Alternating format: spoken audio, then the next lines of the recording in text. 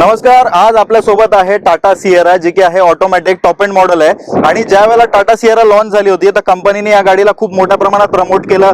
एकदम या गाडीची एकदम मिरवणूक वगैरे काढली होत्या कंपनीने. त्याचबरोबर जेव्हा गाडी लॉन्च झाली त्यावेळेला गाडीला असंख्य बुकिंग मिळाल्या, बट जो सेल्स फिगर जर आपण कम्पेअर केला तर तो कुठेतरी कमी होता. तो का कमी होता तर टाटाचं म्हणणं असं आहे त्याच्यावरती की त्यांच्याकडे सध्या म्हणजे जे प्रोडक्शन आहे तर त्याच्यामध्ये त्यांना थोडं डिले होत आहे. त्याच्यामुळे तर आजचा व्हिडिओ स्पेशल याच्यामुळे की आपण टाटा सिएराचा रिव्ह्यू करणार नाही, त्याच्यात भरपूर व्हिडिओ तुम्ही पाहिलेच असतील. आज आपल्या सोबत एक ओनर आहे ज्यांनी ही गाडी फेब्रुवारी 2026 मध्ये घेतली होती. आता जवळपास 5 ते 6 महिने झालेले आहे आणि त्यांनी गाडीला जवळपास 10,000 किलोमीटर चालवलेली आहे. आणि ह्या 10,000 किलोमीटर मध्ये त्यांना आतापर्यंत गाडीमध्ये काय प्रॉब्लेम्स जाणवले, त्याचबरोबर ही गाडी खरंच वर्थ इट आहे की नाही, का या गाडीमध्ये काही प्रॉब्लेम्स आहे, आणि जर का समजा कोणाला टाटा सिएरा घ्यायची असेल तर त्यांनी नक्की काय करावं हे आपण जाणून घेणार आहोत. आता मी या गाडीच्या ओनरला बोलवतो, जे की आहे ओमकार गायकवाड, माझे मित्र आहेत पुण्याचे. या नमस्कार. नमस्ते. स्वागत आहे तुमचं आपल्या युट्यूब चॅनल वरती. आज आपण ऑडियन्सला मला एक तुमच्याकडनं ऑनेस्ट ओनरशिप रिव्ह्यू पाहिजे की खरंच गाडी कशी आहे. जर का समजा आपले ऑडियन्स जर म्हणजे जर कोणी विचार करते की ज्यांना टाटा सिएरा घ्यायची आहे तर त्यांनी ती घेतली पाहिजे का नाही, तुम्हाला आतापर्यंत गाडीमध्ये काय अनुभव आला काय नाही हे सगळं तुम्ही ऑनेस्टली शेअर करा फीडबॅक. तर सगळ्यात पहिले तुम्ही एक गोष्ट सांगा मला, तुमचं म्हणजे परिचय द्या ऑडियन्सला. तुमचं नाव, तुम्ही कुठे राहता? हॅलो, माझं नाव ओमकार गायकवाड. मी दौंड पाटस येथे राहतो आणि मी बिझनेसमॅन आहे. अच्छा. आणि तुम्ही टाटा सिएरा कधी घेतली होती? फेब्रुवारी मध्ये. आणि ऑन रोड ही गाडी कितीला पडली होती आपल्याला? On road 2587. 25,87,000. Yes. ओके. आणि हे कोणतं व्हेरियंट आहे, कोणतं मॉडेल आहे, पेट्रोल डिझेल काय, त्याची माहिती द्या एक थोडी. अकॉम्प्लिश प्लस आहे, diesel top end variant, diesel automatic. अच्छा. आता आपण सगळ्यात महत्वाचा प्रश्न विचारूया. मला एक गोष्ट सांगा ऑनेस्टली, तुम्ही टाटा सिएराच का बरं घेतली? त्याच्याऐवजी म्हणजे आता तुम्ही जसं म्हणले 25,87,000 ही गाडी पडली, याच कंपॅरिझन मध्ये जर आपण बघितलं या प्राइस ब्रॅकेट मध्ये XUV 7XO येते किंवा मग थार रॉक्स आहे, इव्हन भरपूर ऑप्शन्स आहे या सेगमेंट मध्ये, तर टाटा सिएराच का बरं? ऍक्च्युली मी आधी क्रेटा बुक केली, क्रेटा टॉप एंड. पण मार्केटमध्ये मास प्रोडक्शन असल्यामुळे जास्त कॉमन गाडी झाली होती ती, आणि मी ड्राईव्ह पण केली. माझ्या फॅमिलीमध्ये ऑलरेडी क्रेटा आहे. अच्छा. आणि नंतर ना याचं प्रमोशन वगैरे चालू झालं तर मी जरा एक्साइटेड होतो गाडी. आणि ते टाटाने जे प्रमोशन सुरू केलं होतं, एकदम मिरवणूक वगैरे काढत होते, ते व्हिडिओ वगैरे पाहून तुम्ही जरा मोटिवेट झाले? त्यावेळेस मी बुकिंग केली होती, प्री बुकिंग केली होती गाडी. म्हणजे गाडी शोरूमला यायच्या आधीच जे स्पाय शॉट्स वगैरे येत होते त्यांनी जरा नवीन टेक वगैरे दिसत होतं, अलॉय साईज मोठी, गाडीचा शेप वेगळा होता. तर ते चालत असताना तेव्हा मग मी करूया, तर जर काय झालं माझी प्री बुकिंग करू. मग तुम्ही त्याला दुसरी कोणती गाडी बघितली का? जसं क्रेटा तर बुक केली, मग तुम्हाला वाटलं कॉमन आहे तर तुम्ही कॅन्सल केली. मग त्याच वेळेला सिएरा ज्या वेळेला समजा बुक करणार होते त्यावेळेला कुठली दुसरी गाडी बघितली का? लाईक टेस्ट ड्राईव्ह घेतली किंवा मग चालून बघितली, शोरूमला जाऊन बघितली काय? नाही, टेस्ट ड्राईव्ह तर नाही घेतली, पण माझ्या एका फ्रेंडने रिकमेंड केलं होतं की XUV 700 7XO मला नंतर आली. हा, लॉन्च झाल्यानंतर ती आली. येस. तर त्यावेळेस 700 आम्ही चेक करत होतो, पण फॅमिलीसाठी जरा जास्त मोठं होतं. तर अच्छा. आम्ही ऍक्च्युली 4 जण असतात, कायम सोबत चालत नाही किंवा 1-2 जण चालवतात गाडी, त्यामुळे एवढी मोठी कार न घेता ही कार घ्यावी असे. अच्छा अच्छा. आता जसं की तुम्ही म्हणाले तुमच्या फॅमिलीमध्ये 4 लोक आहेत, तर तुम्ही या गाडीमध्ये म्हणजे विथ फॅमिली कुठे लॉंग ट्रिप वगैरे केली आहे? विथ फॅमिली नाही गेलो, कझिन्स लोक गेलो आम्ही. अच्छा. पाटा सोडून आम्ही महावरगडला गेलेलो. ओके. तर समृद्धी त्या साईडने गेलेलो आम्ही. अच्छा अच्छा.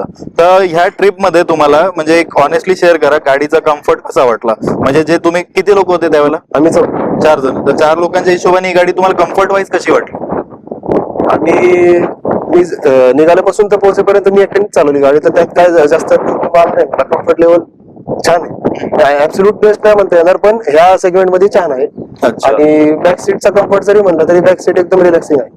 आणि गाडीचा ओव्हरऑल लुक आणि डिझाईन कशी वाटते तुम्हाला? म्हणजे ज्यावेळेला आता आपण एक ओनर म्हणून तुम्ही या गाडीला घेऊन फिरताय, एवढं 7 महिन्यापासून वापरताय, तर रोड प्रेझेन्स किंवा तुमच्या इथं गावामध्ये जिथं तुम्ही राहता तिथं तुम्ही जेव्हा गाडी घेऊन फिरता तर रोड प्रेझेन्स, लोकांचं बघणं वगैरे या बाबतीत काय फरक काय वाटतं? कसं झालं, आम्ही जेव्हा गाडी घेतली तेव्हा तालुक्यात पहिलीच गाडी होती. अच्छा. त्यामुळे पहिले 1-2 महिने तर लोक बघतच होते, कारण लोकांना जास्त बघायला भेटत नव्हती ऑन रोड गाडी.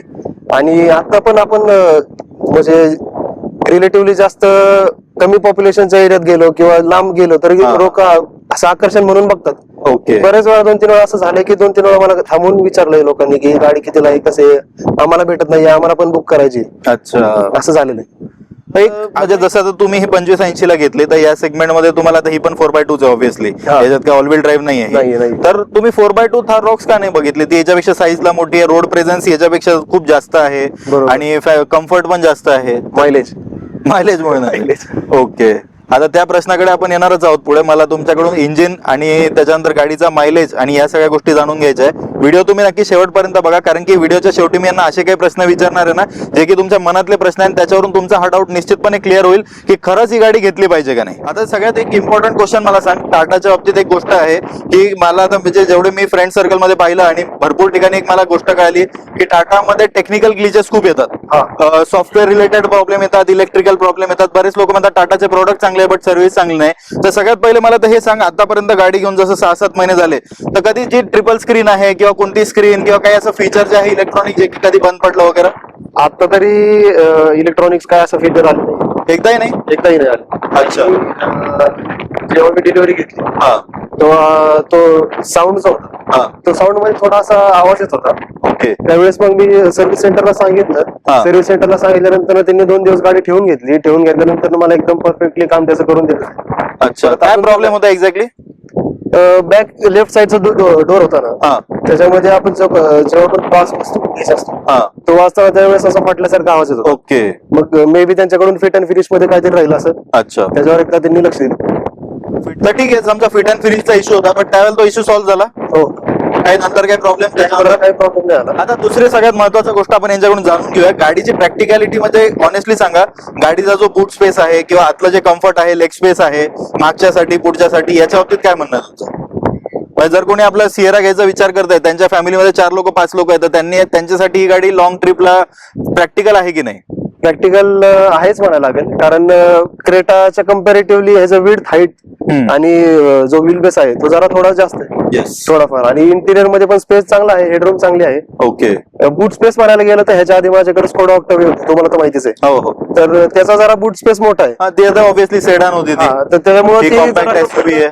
त्याची कमतरता थोडी फील होती, बाकी काहीच नाही. अच्छा, त्या व्यतिरिक्त म्हणजे गाडी प्रॅक्टिकल आहे. हो, गाडी आहे प्रॅक्टिकल. 4 जणांसाठी ट्रिपला जर गेला तर आपण युजली 5 जण तर कधी हो. जात नाही जास्त. बरोबर. 4 साठी जायला एकदम 4 लोकांसाठी एकदम परफेक्ट गाडी आहे Yes. आणि लॉंग हायवे ट्रिप्सला घेऊन जाऊ शकतो. जसं की मी विचारलं, इंजिन परफॉर्मन्स कसा वाटतो, हायवेला कसा आहे आणि सिटी मध्ये कसा आहे? हायवेला तर जसं मी सांगितलं की जास्त ह्याची गरज पडते आपल्याला टॉर्कची हा. वगैरे, तर तिथं काय कमतरता जाणवली नाही. हा. फक्त सिटीमध्ये आपण चालवताना पण असं ओव्हरटेक वगैरे करताना थोडं केअरफुल आहे. आणि गिअरबॉक्स जो आहे, आता समजा ऑटोमॅटिक डीसीटी गिअरबॉक्स येतो याच्यामध्ये, बरोबर. तर त्याच्यामध्ये कधी काही सिटीमध्ये किंवा हायवेला ड्राईव्ह करत असताना कधी काही लॅग वगैरे जाणवला? अजून तर नाही जाणवला, पण जास्त अच्छा. सिटीमध्ये अजून ड्राईव्ह नाही केली. ओके. जे आहे ते हायवेलाच पुण्यामध्ये वापरताना वगैरे गाडी कशी वाटते तुम्हाला? सिटी यूज साठी गाडी कशी आहे? स्मूथ आहे. स्मूथ आहे. हो. आणि एक सगळ्यात महत्वाचा प्रश्न म्हणजे त्याचे जे पिलर्स आहेत, जे ब्लाइंड स्पॉटचा विषय आहे टाटाच्या गाड्यांमध्ये, बरोबर. तर ह्या बाबतीत तुम्हाला काय वाटतं? ब्लाइंड स्पॉट ए पिलरला तर कमी केलेत, पण बी पिलरचं हेरिटेज त्यांनी डिझाईन द्यायचा प्रयत्न केला नाही, तिथं जरा ब्लाइंड स्पॉट क्रिएट होतो. अच्छा. जेव्हा आपण रोडला लागतो किंवा रोडला इंग्रेस करतो तेव्हा आपण ऑन कमिंग ट्रॅफिक आपण जेव्हा बघत असेल त्यावेळेस. अच्छा, म्हणजे हा एक इश्यू टाटा सिएरा मध्ये तुम्हाला आतापर्यंत जाणवलेला आहे, मेजर इश्यू आहे. Yes. तर त्या बाबतीत पण आता तो ठीक आहे, एक डिझाईनचा पार्ट होता म्हणून कंपनीने केलं ते, पण त्या व्यतिरिक्त फ्रंट साईडला पिलर्स मध्ये कुठं नाही. तसं नाही नाही, जाणवलं? गरज नाही. ओके. आणि गाडीची जर ग्राउंड क्लिअरन्सच्या विषयात जर आपण बोललो, तर ग्राउंड क्लिअरन्सच्या बाबतीत काय म्हणणं आहे? म्हणजे समजा आता कुठे खराब रोड्सला गेलं, समजा कोणी व्ह्युअर जे आहेत आपले समजा ग्रामीणला राहतात, तर त्यांना जर ग्रामीण मध्ये गाडी वापरायची, तर त्या केसमध्ये काय सांगाल तुम्ही? ग्राउंड क्लिअरन्स मला वाटतं 205 mm चा आहे त्याला, तर अजून तरी काही प्रॉब्लेम आलेला नाहीये. ऑफरोडिंग वगैरे आपण इथं पण आता पण आलो आपण इथे. येस. त्याच्या क्लिप्स अटॅच करतोच मी या व्हिडिओवरती, ओव्हरलॅप होतीलच त्या. अजून तर काही प्रॉब्लेम आलेला नाही. अच्छा, म्हणजे ऑफ रोडिंगला जरी घेऊन गेले या गाडीला, नॉर्मल ऑफ रोडिंग पण करू शकतो आपण किती पण स्पीड. ही फ्रंट व्हील ड्राईव्ह आहे. हा, बरोबर. तर फ्रंट व्हील ड्राईव्ह असून पण नॉर्मली जर कुठे ऑफ रोड गेली किंवा खराब रस्त्यांवर गेली, तर त्यावेळेला काही प्रॉब्लेम येत नाही. पॉवरची काय कमतरता पण चालत नाही. ओके. आणि दुसरी गोष्ट म्हणजे मला एक सांगा, गाडीमध्ये कधी रॅटलिंग नॉईज वगैरे जाणवला का? म्हणजे आता समजा कुठे खराब रोडने आपण जेव्हा जातो तर खडखड खडखड जे वाजतात काही गाड्या, तसं काही रॅटलिंग नॉईज गाडीमध्ये जाणवला आजपर्यंत कधी? गाडीमध्ये आधी जाणवला होता, ड्रायव्हर डोरला जाणवला होता नॉईज. ओके. केली हा. त्यावेळेस तो पण नॉईज त्यांनी कमी करून दिला. अच्छा, मग आता काही बाकी कोणत्या पार्ट्स मध्ये कुठे अजून डॅशबोर्ड वगैरे बाकी कुठेच नाही? नाही. ओके. तसं अजून जेव्हा गाडी पण आपण नवीनच आहे. बॉटल्स वगैरे ठेवतो आपण किंवा हा. काही सामान असतं डोर, तेवढंच. अजून एक प्रश्न माझा विचारायचा राहिला, इम्पॉर्टंट गोष्ट आहे, गाडीच्या फ्लश डोर हँडल्स विषयी काय तुमचं म्हणणं आहे? फ्लश डोर हँडल्स बरेच लोक कन्फ्युज होतात. बरेच लोक या साईडून जातात. रेअरली काही लोकांना हे फिगर आउट होतं. अच्छा. काही लोकांना वाटतं की पुश केल्यानंतर तो बाहेर येईल मग उघडेल, मग त्यांना आपण काच खाली घेऊन त्यांना आधी समजावं लागतं की पुढच्या बाजूला पुश करा आणि मग मग याच्यामध्ये जसं आता XUV मध्ये वगैरे तर ते बाहेर येतात ऑटोमॅटिक असं नाही नाही सिस्टम? नाही नाही नाही, तसं नाहीये. Okay. कधी कधी काय होतं XUV तुम्ही मग बघितलं हे असेल, थोडं कन्फ्युजिंग वाटत नाही? एकदा जोपर्यंत कळत नाही तोपर्यंत कन्फ्युजिंग आहे. तुम्ही एकदा आपल्या व्ह्युअर्सला दाखवा बरं उघडून. हे बघा इकडे प्रेस करायचं आणि तशा पद्धतीने त्याला बाहेर ओढायचं. करायचं. ओके. आणि त्याच्यावरती रिक्वेस्ट सेन्सर्स दिलेले आहेत हो दोन्ही साईडला आहेत? नाही, एका साईडला फक्त ड्रायव्हर Driver साईडला. side okay. आणि दुसरा प्रश्न जो होता माझा तो आता इंटिरियर विषयी आहे. आता मला एक सांगा, हे जे पॅनल आहे गाडीचं हो याविषयी काय सांगाल? हे ज्यामध्ये तुम्हाला असं वाटत नाही की हे समजा आता हे बघा हे जे हलतं असं थोडस क्लमजी वाटतंय ते. वाटतंय ना? अजून तर मला असं जाणवलं नाही. पहिल्यांदा मी एक गाडी घ्यायच्या आधी जे मीडियाचे फुटेज वगैरे होते त्याच्यामध्ये दाखवत होते की इथं ड्राईव्ह करताना टच होईल वगैरे, पण हे जे चारही बटन्स जे आहेत हा. ते वन प्रेस नाहीये, त्याला होल्ड करावं लागतं. येस. त्याच्यामुळं ऍक्सिडेंटल काय बटन प्रेस होत नाहीत. नाही होत. नाही. म्हणजे त्या बाबतीत जसं आता पहिले एक हिच्या सियराच्या बाबतीत मिसकन्सेप्शन होतं लोकांमध्ये, तर त्या बाबतीत तुम्ही एक ओनर म्हणून जे सांगताय की त्याच्यात कुठेही ऍक्सिडेंटल टचचा वगैरे प्रॉब्लेम नाही, नाही? अजून तर नाही आला, कारण हे जे चारही बटन लॉंग प्रेस करायला लागतात ओके. इनेबल करायसाठी. वन टच नाहीये. ठीक आहे. बाकी ओव्हरऑल गाडीमध्ये इंटिरियरच्या बाबतीत तुमचं काय म्हणणं आहे? इंटिरियर तर एकदम वेल पुट टुगेदर आहे. हा. अजून महत्वाचा फीचर म्हणजे जो आपण लॉंग ड्राईव्हला जातो तो थाय सपोर्ट एक्सटेंडेबल थाय सपोर्ट आहे, बट तो मॅन्युअली एक्सटेंड होतो. मॅन्युअली एक्सटेंडेबल आहे, पण खूप जास्त फरक पडतो याने. अच्छा. ड्रायव्हिंगला पण असू द्या आणि बस म्हणजे नाही का पॅसेंजरला पण असू द्या. येस, दोन्ही सीटला आहे. याचं पण मॅन्युअलीच आहे ना? मॅन्युअलच आहे दोन्ही. ओके. ड्रायव्हर सीटचं मॅन्युअल आहे आणि तिकडचं मॅन्युअल Manual आहे, आहे. बट हे एक्सटेंडेड थाय सपोर्टमुळे कम्फर्ट मध्ये अजून भर पडते. बरोबर. ओके. आणि बाकी या स्क्रीन विषयी वगैरे तर जसं आपण बोललोच व्हिडिओमध्ये, तर त्यात काही प्रॉब्लेम वगैरे तर जाणवले नाही तुम्हाला नाही, अजून आतापर्यंत? काय नाही. आपण पहिले गाडीला एकदा सुरू करूया. याच्यामध्ये अशा प्रकारचं अॅनिमेशन येतं इथे टाटा मोटर्स. ब्राईटनेस कमी नाही वाटत कुठेची? नाही, हेडलाईट चालू आहे त्याच्यामुळे तसं आहे. अच्छा. हेडलाईट हा, आता ब्राईटनेस एकदम परफेक्ट आहे. आणि ती स्क्रीन इथून सुद्धा विजिबल असते म्हणा गाडी चालवताना. थोडस डिस्ट्रॅक्शन आपण म्हणू आता शकतो. समजा रात्री आपण जर तुम्ही गाडी चालवता आणि इकडे जर बसलेले व्यक्ती जर व्हिडिओ बघत असेल तर थोडं डिस्ट्रॅक्ट होतं, पण पोलराइज नसल्यामुळे ते डिस्ट्रॅक्ट होतं. अच्छा. त्याला जसं काय- आता XUV मध्ये इथं प्रायव्हसी गार्ड दिलं त्यांनी, बरोबर. तर तसं तुम्ही याला ऍक्सेसरीज मधून काहीतरी लावून घेऊ शकता. हा, ते एक safety wise- सेफ्टी वाईज करू शकतो. आणि टाटा सुद्धा ही गोष्ट अपग्रेड करू शकते ना. येणाऱ्या त्यांनी पण- सियराचं जर अपडेट येणार असेल काय असेल तर त्यांनी ही गोष्ट अपडेट त्यांनी केली पाहिजे. कुठेतरी दखल घेतली पाहिजे त्याची. ओके. बाकी गाडीमध्ये ओव्हरऑल आपल्याला काहीच प्रॉब्लेम नाही. No. गाडीचा रिअर सीट कम्फर्ट आपण चेक करूया. आता ओनरलाच मी स्वतः बसायला लावलं रिअर मध्ये. तुम्ही बसले का नाही आतापर्यंत मागे? हा, ट्रिपला गेलेलो तेव्हाच. तेव्हा बसले, पण गाडी तर तुम्ही चालवली ना तेव्हा? सेकंड टाइमच आहे फक्त, येताना बसलेलो मी. अच्छा अच्छा अच्छा. ओके. बाकी कम्फर्ट कसा वाटतो रिअर सीटला? एकदम मस्त आहे. लेग स्पेस पण इनफ आहे? लेग स्पेस इनफ आहे आणि कुशनिंग पण चांगला आहे. अच्छा. लेग स्पेस कम्फर्ट वगैरे एकदम Leg space जबरदस्त तुम्ही आहे. बघू शकता, मोर देन इनफ राहते. हेडरूम पण चांगलं आहे. ओके. आणि जरी जास्त असं क्लॉस्ट्रोफोबिक तुम्हाला असं वाटत असेल किंवा हाईट जास्त असेल तर आपण सनब्लाइंड खोलून ओके. ते बघू शकतो. सनरूफ तर भरपूर मोठं दिलेलं आहे. वाईड भरपूर मोठं आहे. ओपनिंग सुद्धा मोठे, पूर्ण इथपर्यंत ओपन होतं ना? येस. ओके. सो ओव्हरऑल गाडीचं इंटिरियर जबरदस्त वाटतंय. आणि बेसिक आता मेन गोष्ट म्हणजे तुमचं टॉप एंड मॉडेल आहे, हो, सो त्याच्यामुळे तो अजून एक प्रीमियम फील जास्त होतो जास्त याच्यामध्ये. होतो. आणि कर्टन सुद्धा आहेत. हे मॅन्युअल आहेत ना? मॅन्युअल कर्टन आहेत. मॅन्युअल कर्टन दिले, बट असणं गरजेचं आहे. असणं गरजेचं आहे. Right right right. बाकी हा गाडीचा बूट स्पेस अच्छा इथून नाही ऍक्सेस करतायत. इथं पार्सल ट्रे आहे आणि आर्मरेस्ट पण या ठिकाणी दिलेलं आहे. याच्यामध्ये ट्विन कप होल्डर्स आहेत. त्याचबरोबर इथे 2 चार्जिंग सॉकेट सुद्धा देण्यात आलेले आहे. एक 65 वॉट आहे आणि एक नॉर्मल आहे. ओके. सो याच्यामध्ये लॅपटॉप पण चार्ज करू शकतो आपण. Yes. जबरदस्त. मॅन्युअल बॉस मोड पण दिलेला आहे याच्यात, जर Okay. तुम्हाला लेग स्पेसची काही शंका वाटली हा. त्याच्यासाठी. नाही होत झालं. ओनरला जरा डाऊट होता की अशा पद्धतीने ओपन होईल का नाही, बट त्याच्यावर ते म्हणले की नाही होणार, पण मी व्हिडिओ सुरू केला होता. म्हटलं बघूयात, नाही झालं तर ठीक आहे, ऑडियन्सला खरी माहिती कळेल ना. नाही होती. 2-3 जेस्चर आहेत. येस. सो अशा प्रकारे बूट स्पेस सुद्धा भरपूर मोठा आहे गाडीमध्ये. भरपूर. इनफ आपलं लगेज या ठिकाणी बसू शकतं. इथे उफर दिलेलं आहे या ठिकाणी. हो. ओके. आणि इकडे या ठिकाणी टूल किट वगैरे दिलेली आहे. आता एक गोष्ट सांगा, गाडीचा सर्व्हिस एक्सपिरियन्सच्या बाबतीत काय म्हणाल? म्हणजे आतापर्यंत सर्व्हिस झाली आहे गाडीची? नाही, अजून तरी नाही झाली. फर्स्ट ऑइल चेंज वगैरे ते 15,000 ला आहे. 15,000 किलोमीटर. बरोबर. येस. टाटाच्या कार्स आहे. टाटाच्या कार्स मध्ये 15,000 किलोमीटरवर सांगितलं जातं. हो. बाकी इतर कंपन्या मोस्टली 10,000 वर रिकमेंड करतात, बट याच्यामध्ये 15,000. 7,000 किलोमीटरला एकदा जनरल चेकअप करतात. अच्छा. त्यानंतर मग ऑइल लेवल, ब्रेक माझे अजून आपल्याला असं सर्व्हिस एक्सपिरियन्स नाही आलेला, नाही. तर कॉस्ट वगैरे तुम्ही अजून सांगू नाही नाही. सांगू शकत. अच्छा. पण तरी काय आयडिया आहे कितीपर्यंत जातो खर्च? काही तुम्हाला गाडी घेताना वगैरे काही सांगितलं होतं त्यांनी? असं काय अजून सांगितलं नाहीये. अच्छा, जेव्हा एस्टिमेट येईल तेव्हाच समजा. ठीक आहे, जेव्हा समजा यांच्या गाडीची सर्व्हिसिंग होईल त्यावेळेला सुद्धा त्याचा एक व्हिडिओ आपण यांच्याकडून ओनर कडून रिव्ह्यू घेऊ आणि त्यावेळेला तो पण शेअर करू. त्यामुळे जर तुम्ही युट्यूबला आपल्या चॅनलला नवीन असाल तर नक्की सबस्क्राईब करा आणि बेल नोटिफिकेशन सुद्धा क्लिक करा. आता एक दुसरा इम्पॉर्टंट प्रश्न आहे माझा गाडीच्या इंटिरियर विषयी. जसं की गाडीमध्ये आता ट्रिपल स्क्रीनचं लेआउट दिलेलं आहे, बरोबर. तिसरी स्क्रीन आहे, त्याच्यामध्ये तुम्हाला ऍप्स वगैरे कनेक्टिव्हिटी भेटते, बरोबर. युट्यूब व्हिडिओज वगैरे प्ले करू शकतो, नेटफ्लिक्स पण आहे मला असं Netflix पण आहे, वाटतं. येस, तर या सगळ्या गोष्टी तुम्हाला आता पण म्हणजे गाडीमध्ये तुम्ही युज केल्या का आणि त्या कशा चालत आहेत आतापर्यंत, म्हणजे कशी आहे त्याची यूज केस कसा आहे? आतापर्यंत युज केलेत, पण ऍक्च्युली त्याला जे ई सिम येतं, हा, सिम कार्ड येतं, ते ऍक्च्युली माझं ऍक्टिव्हेट नाही झालेलं अजून. अच्छा, अजून पण ई सिम ऍक्टिव्हेट नाही झालंय गाडी? हा, काहीतरी प्रॉब्लेम होता, पण त्यांनी आम्हाला रिकेवायसी साठी परत बोलवलं होतं. ओके, जे डॉक्युमेंट्स वगैरे आपल्याला सबमिट करायला लागतात, हा, तर ते केलेलं आहे, ते चालू होईल. अच्छा. असं पण म्हणतात. एक आतापर्यंत मला असं वाटतं गाडी घेऊन एवढं 6-7 महिने झाले तर आतापर्यंत तर करायला हा, पाहिजे होतं ना. ज्यावेळेस- एवढी म्हणजे 10,000 गाडी चाललेली आहे. बरेच ओनरचे चालू झालेले आहेत. हा, मला वाटतं त्याच्या डीलरशिपचा प्रॉब्लेम आहे का काय आहे, काहीतरी असेल प्रॉब्लेम, इश्यू असेल त्यांचा. ओके. त्याच्यामुळे ई सिमचा तर- एक इश्यू तुमचा आहे, बट मग त्याच्यामुळे तुमचे व्हिडिओज वगैरे काही प्ले नसेल होत, कनेक्टिव्हिटी?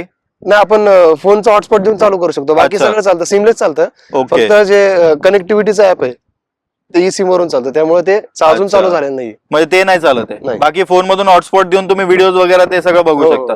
बट रिकमेंडेड आहे की डीलरशिपला तुम्ही सुद्धा एकदा परत त्यांना कॉन्टॅक्ट करा की हो, actually मला लवकरात लवकर त्यांनी- करून द्या. त्यांनी रिच आउट केलं होतं मला, हा, पण आपलं बिझी स्केड्यूल मुळे मला जाता नाही आलं. आता ते जाऊन करून अच्छा. घेईल. म्हणजे ठीक आहे, आपण म्हणजे याच्यामध्ये टाटाचा तर प्रॉब्लेम नाही आहे. समजा ओनर कडून जाण्यात लेट झालं समजा, Yes. किंवा मग या सगळ्या गोष्टींमुळे हा इश्यू आला असेल. आतापर्यंत आपल्याला या व्हिडिओमधून हे सुद्धा म्हणजे ही गोष्ट कळलेली आहे ओनर कडून की गाडीमध्ये काय प्रॉब्लेम्स येतात का, किंवा गाडी आता कम्फर्टच्या वाईज इव्हन मायलेजच्या वाईज कशी आहे. बट आता मी एक रॅपिड फायरचा राऊंड करत असतो दरवेळेस आपल्या ओनरशिप रिव्ह्यू मध्ये, तर तुम्हाला पण मी त्याच्यामध्ये काही प्रश्न विचारणार आहे रॅपिड फायर मध्ये, तर माझा म्हणजे शॉर्ट मध्ये आन्सर पाहिजे तुमच्याकडून. ओके. ठीक आहे, सगळ्यात पहिला प्रश्न माझा, पडलेली. जर गरज पडली फॅमिलीमध्ये सेकंड कार घ्यायची तर टाटा सिएरा त्या ठिकाणी घेणार का? टाटा सिएरा पेक्षा टाटा सिएरा ईव्ही रिकमेंड करेल मी. ईव्ही रिकमेंड करेल. ओके. सेकंड क्वेश्चन माझा असा आहे की तुम्ही ही गाडी समजा तुमच्या फ्रेंड सर्कलमध्ये किंवा फॅमिलीमध्ये कोणाला घ्यायची किंवा समजा मला घ्यायची तर मला रिकमेंड कराल? परफेक्ट. 100%? येस. का थोडंसं काही मनामध्ये संकोच वगैरे रिकमेंड अजून तर करताना? नाही. आता XUV7 एक्सो आलेली आहे, हा, तर डविनची सस्पेन्शन त्याला दिलेलं आहे. येस, ह्याच्यामध्ये तर मला अजून काय कमतरता जाणवलेली नाहीये, हा. पण एकदा ती पण मला टेस्ट ड्राईव्ह करून बघायची. साईजला थोडी याच्यापेक्षा मोठी पण मोठी आहे, येते 6 seater आणि का 7 कम्फर्ट seater जास्त आहे हो. ऑब्विसली त्या गाडीमध्ये, आणि शेवटी महिंद्रा आहे, Mahindra. Feature loaded. Feature loaded. आता एक दुसरा मतलब आपले प्रश्न जे रॅपिड फायर सुरू आहे त्यातलाच आता दुसरा प्रश्न आहे, गाडीमधलं सगळ्यात फेवरेट फीचर कोणतं आहे? Memory seat. Memory seat. Okay. आणि सगळ्यात खराब फीचर की असं वाटलं हे फीचर काही कामाचं नाही पण गाडीत दिलेलं आहे? एडास. एडास कधी तुम्ही वापरत नाही? कधीच वापरत नाही. मग बंद करून ठेवलंय? बंदच आहे, फक्त लेन कीप असिस्ट जेव्हा गाडी बंद होऊन चालू होती परत अच्छा. ते ऑटोमॅटिकली चालू होतं. मग बट सेफ्टी वाईज एडास कामाचं कामाचं feature आहे. आहे. आम्ही जेव्हा ट्रिपला गेलो तेव्हा एकदाच युज केले ते. ओके. त्यानंतर असं परत जनरली use तुम्ही नाही बंद करून ठेवता केलं. बंद एडास? करून ठेवतो. ओके. मायलेजच्या बाबतीत काय सांगाल? सॅटिस्फाईड. सॅटिस्फाईड. Yes. ओके. आणि सेफ्टी? सेफ्टी टाटा आहे म्हणून विचारतोय मी. टाटा सेफ्टी आहे, गॅरंटीडच आहे ते, पण Okay. अजून काय ऍक्सिडेंटल काय असे एक्सपिरियन्स आलेला नाही. बाकी ओव्हरऑल गाडीला काय रेटिंग द्याल? जर गाडीला 10 मधून आपल्याला जर रेटिंग द्यायची तर काय रेटिंग द्याल? 9.5.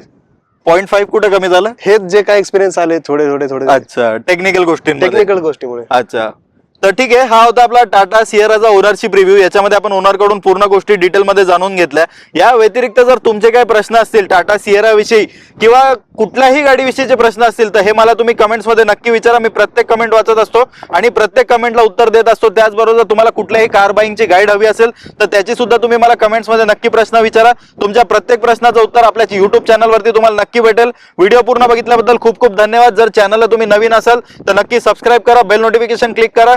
Thank you so much.